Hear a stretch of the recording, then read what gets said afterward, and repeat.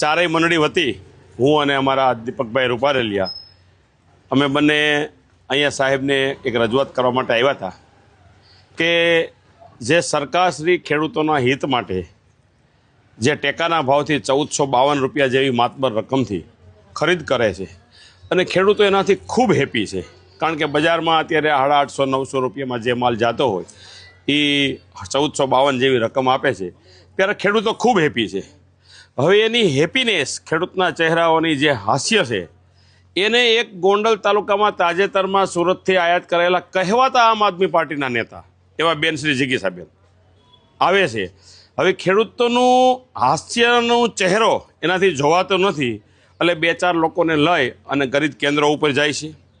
ત્યાં નોખી નોખી ત્રુટીઓ કાઢે છે, એમ કહે છે કે ભાઈ તમે 100-200 ગ્રામ વધારે લઈએ છો, તમે રૂલ્સ મુજબ કામ કરો। તો અમે કહીએ છીએ કે વાંધો નહીં, તમે લેખિત આપી દો, અમે રૂલ્સ મુજબ કામ કરશું, રૂલ્સ ભંગ કરતા હોય તો તમે અમારી ઉપલી કચેરીને જાણ કરી દો, અમારો કેન્દ્ર એ તમને એમ લાગતું હોય તો બંધ કરાવી દો।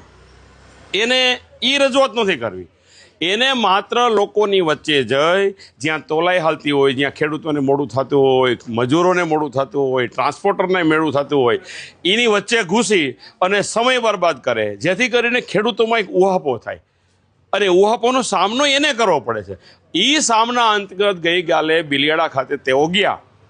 અને લોકોની વચ્ચે, ખેડૂતો અને મજૂરોની વચ્ચે એને બબાલ થઈ અને પછી એને ખોટા આક્ષેપો કર્યા, અમને માર્યા, અમને આમ કર્યું। તો અમે આજ માત્ર એટલી રજૂઆત કરવા આવ્યા છીએ કે બેન,